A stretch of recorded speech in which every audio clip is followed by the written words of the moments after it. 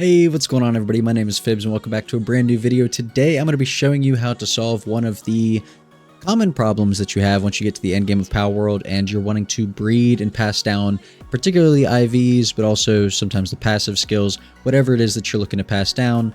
And when you're looking to make those the special cakes, you'll notice that you need Mammorest meat, which is quite expensive, especially considering that you cannot farm it from breeding Mammorest and then butchering them. Trust me, I've tried.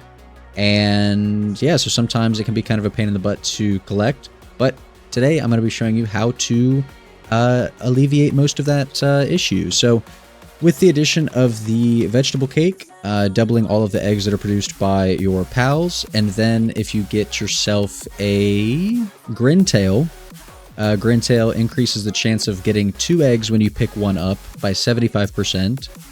Which is super nice, especially if you're just going for dupes of a pal. Like, let's say you want to get their passive skill up, which is what we're going to do here for this farm. And you should never have a Mammorest meat problem again. Here he is. So here's my Grintail. As you can see, he's 4 stars. So there's 48 Grintails packed into this one. He gives that 75% chance of receiving an extra egg, so we want to use him. You don't really need the alpha pal for this thing, because for this farm, all we need is these 2 pals right here. So we're going to need a VAELET and a Blaze Howl. As you can see from their passives, they each give increased items from defeating certain types of pals. So for VAELET, it's going to be ground pals, and for Blaze Howl, it's going to be grass pals. Well, Mammorest is both of those things, and they do seem to stack. So it says does not stack, but that's with the same buff, right? So if you had 2 Blaze Howls, they would not stack together. But because these are 2 separate buffs from 2 different things, you do end up benefiting from both. Normally, when you kill a Mammorest, you'll only get 2 Mammorest meat. But with this strategy, you'll be getting 5 Mammorest meat per kill, which is huge. And it's really not all that hard to put together.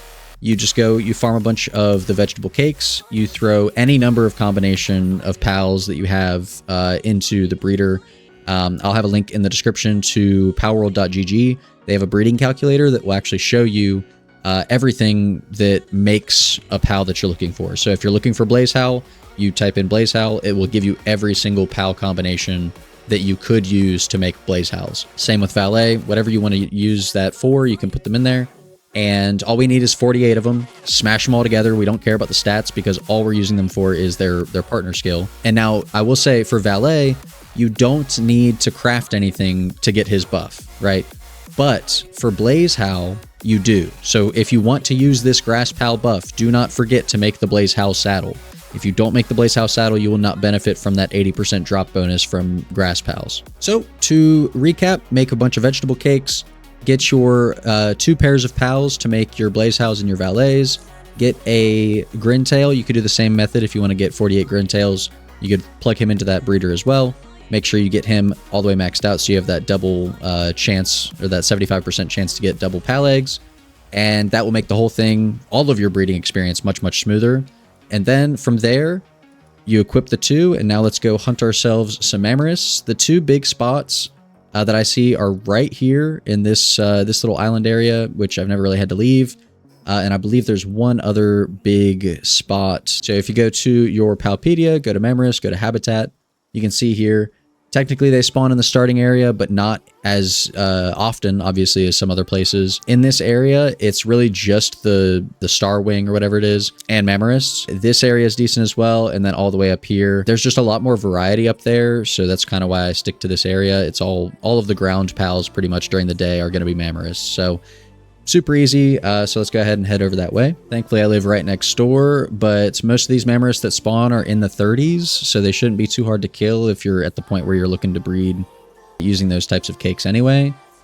But I'm just going to have my SMG out here. You could kill them with your pal, or you could, you know, just shoot him down like I'm going to. So here we go. Boom, he's dead. Pick it up. Look at that. 15 high-quality pal oil, 20 leather, and 5 Mammorest meat.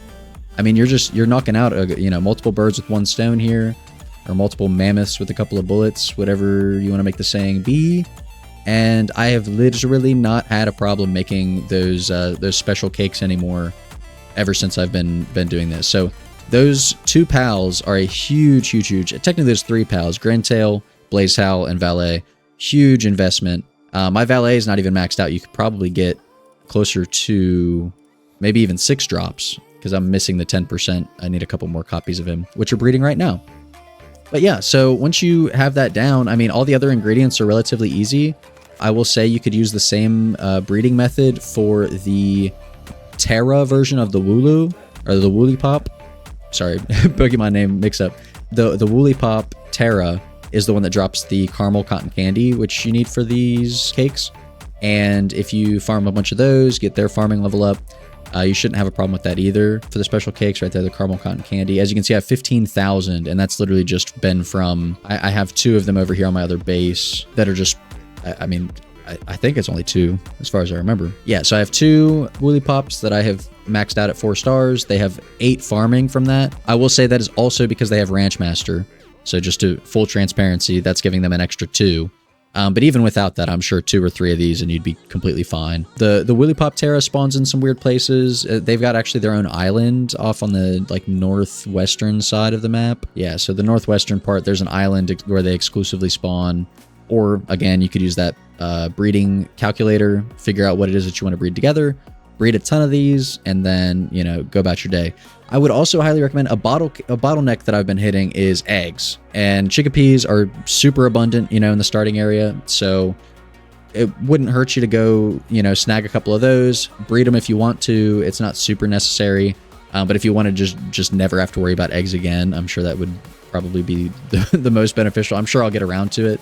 Right now, I've just got a couple that I've like done the merging, the condensing. Anyway, thank you guys so much for watching. I hope you enjoyed. I hope you learned something. If you did, please make sure to leave a like and a comment and subscribe if you are new. It helps the channel out very, very much. And let me know if there's anything else that you guys need some help with or would like a tutorial on.